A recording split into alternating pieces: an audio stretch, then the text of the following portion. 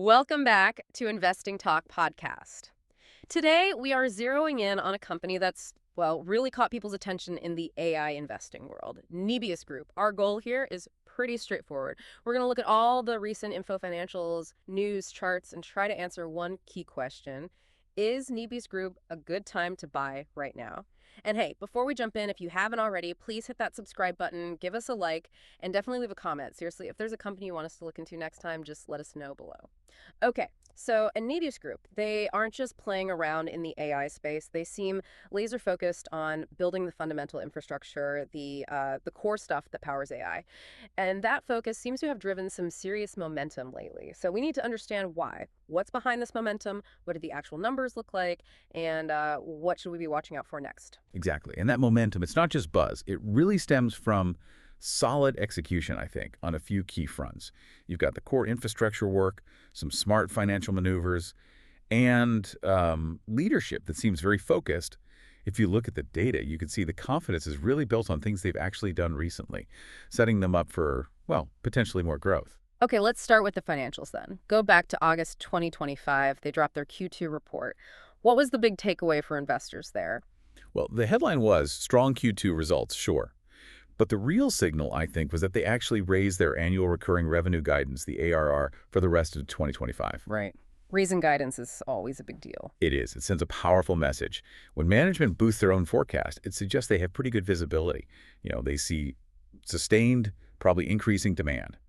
And that's exactly what you want to see in this high-growth AI cloud market. It really boosted confidence. But it wasn't just promises, right? They backed it up with actions, particularly on the hardware side leading into the summer.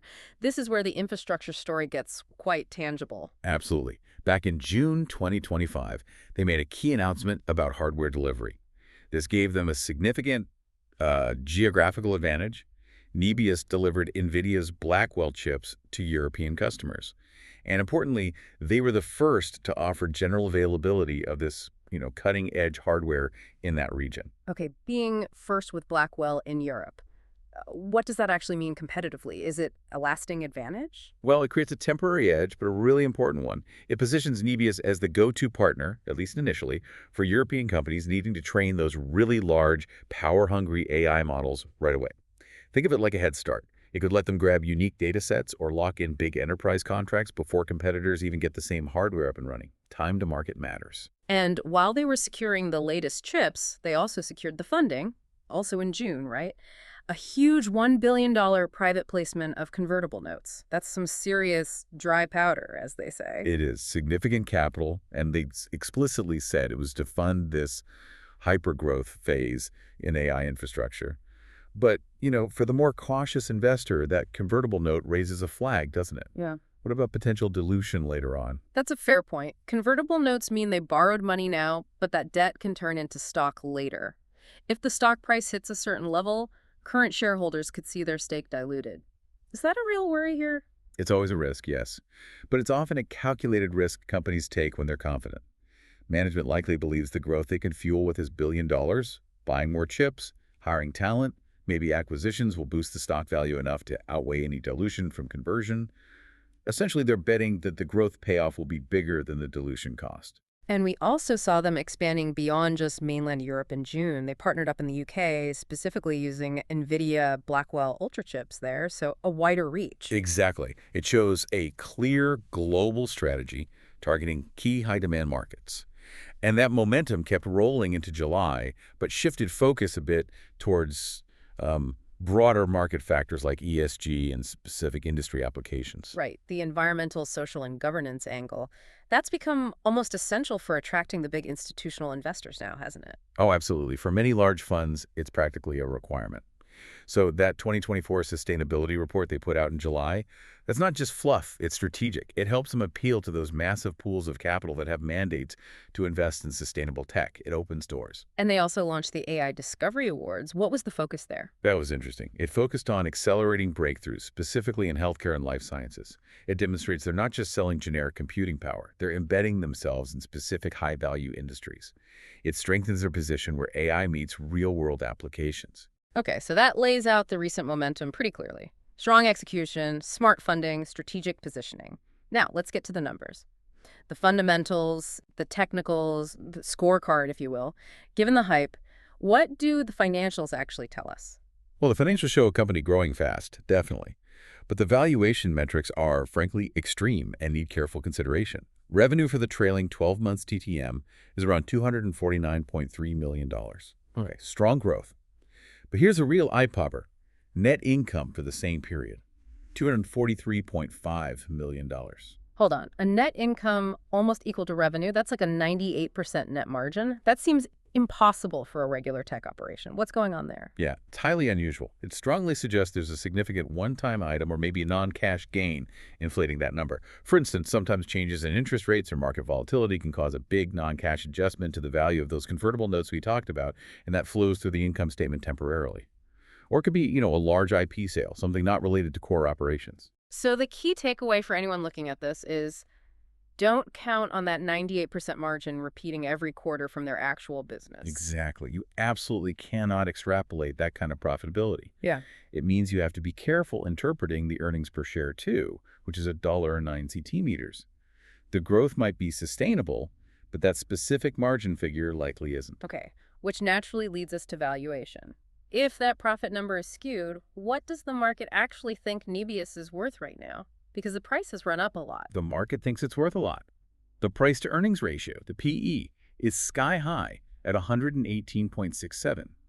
This isn't a stock you buy based on current earnings value.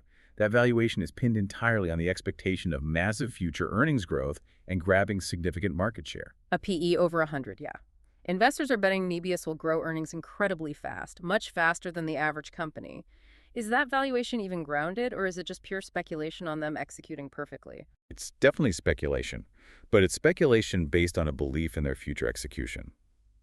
Sophisticated investors, recognizing that 98% margin is likely temporary, might be looking more at price to sales, PS perhaps, which focuses on revenue growth.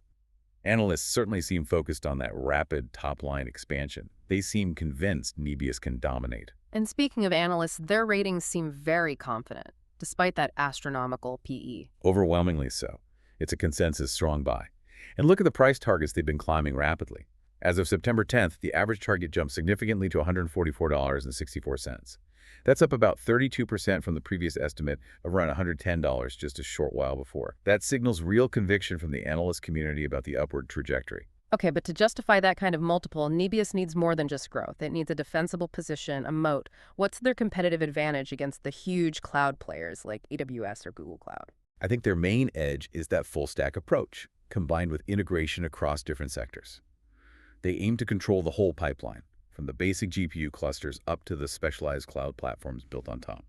Let's break down that full stack. You mentioned integrations with Toloka, TripleTen, and Avrita. What roles do those play? Think of it as creating a self-reinforcing ecosystem.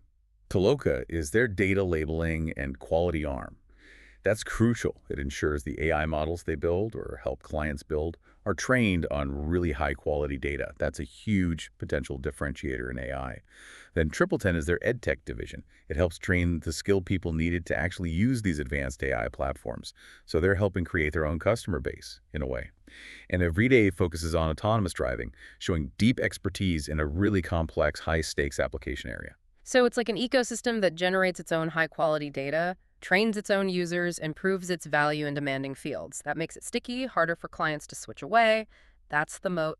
Exactly. It creates high switching costs. And that's bolstered by their global footprint, Netherlands, wider Europe, North America, Israel. That gives them diverse markets and maybe some regulatory hedging too. All right, let's switch gears to the technical side, the price chart. What's it telling us about how the market feels about all this momentum? Technically, the picture is clearly bullish. The stock has been in a strong uptrend. It recently hit a new all-time high of $132.98. The latest close was $125.87, still very strong. That confirms the positive momentum is real and persistent. How solid is that trend, technically? Very solid. The stock is trading comfortably above both its 50-day and 200-day moving averages. That's pretty much the textbook definition of a sustained bull run. But, and this is important, you need to be aware of volatility. The stock's beta is 1.19. Meaning it moves about 19% more than the overall market, right? Both up and down. Precisely. So more potential upside in a rising market, but also more potential downside risk if the market or the tech sector pulls back. It's not a low volatility ride. Okay, so strong momentum, high valuation, higher volatility. Given the analyst targets and the trend, what's a reasonable near-term trading range estimate? Based on current trends and those analyst targets, a plausible bullish 3-month trading range could be somewhere between, say, $120 on the low end and maybe up to $145 on the high end. That $145 lines up pretty well with that new average analyst target, suggesting there's perceived room to run if things go well. Which brings us to catalysts. Let's look ahead. What are the key events or dates investors should have marked on their calendars? I imagine the next earnings report is crucial, especially after they raise guidance. Absolutely pivotal. Huh. The Q3 2025 earnings report is the big one everyone's watching. It's expected either October 17th or October 30th. Given that sky-high PE ratio, expectations are immense. They really need to deliver a strong beat and potentially positive commentary for the next quarter. Anything less could see the stock punished quite severely. Beyond earnings, what other market events could move the needle? There are a couple of institutional dates to watch. October 24th is the ETF quarterly rebalancing. If Nebius gets included in new ETFs or sees its weighting increased in existing ones, that forces funds to buy shares, which can provide a nice upward push. Ew. Then, around November 30th, we'll see the institutional 13F filings reviewed. That's when large funds disclose their holdings. It will show us if the big money managers were buying or selling Nebius in Q3, giving clues about institutional sentiment. Okay, and then there's the rumor mill. What's the speculative buzz around Nebius right now? What are people chattering about? And we should stress these are just rumors, right? Unconfirmed. Definitely unconfirmed. But the chatter does fit their strategy. First, there's talk of a potential major strategic partnership, maybe a joint venture with a big global pharmaceutical company, focusing on AI for drug discovery. That links back nicely to those AI discovery awards in healthcare. Interesting. What else? There's also buzz about European government agencies. Rumors suggest some are trialing Nebius's MLOs platform. That's the software for managing the AI model lifecycle potentially for government contracts.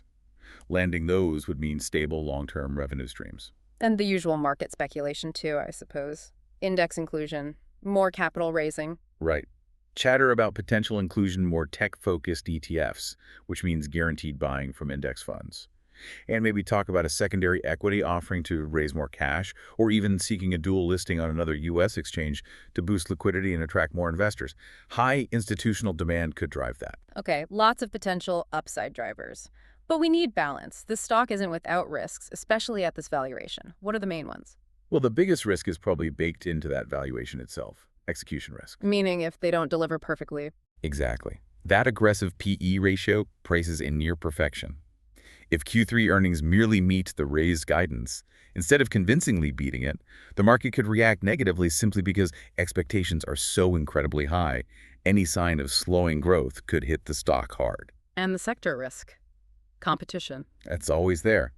The global AI platform market is fiercely competitive and changes fast.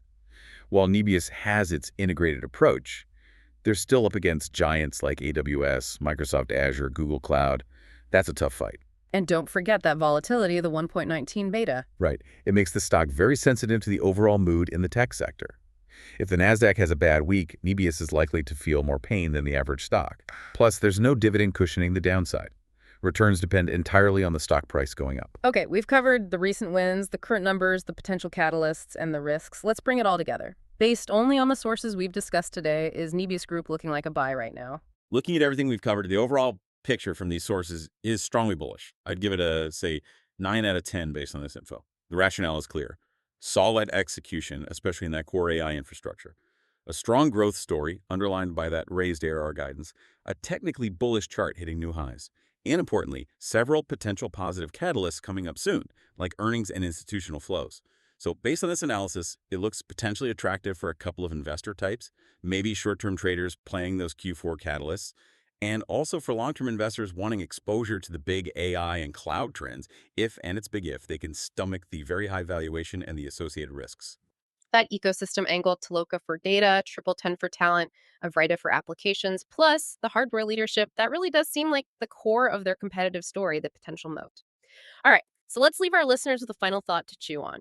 Given Nebius Group's strategy of innovating across data, talent, hardware, and targeting specific industries, where do you think the biggest competitive threat will actually come from in the next year or so?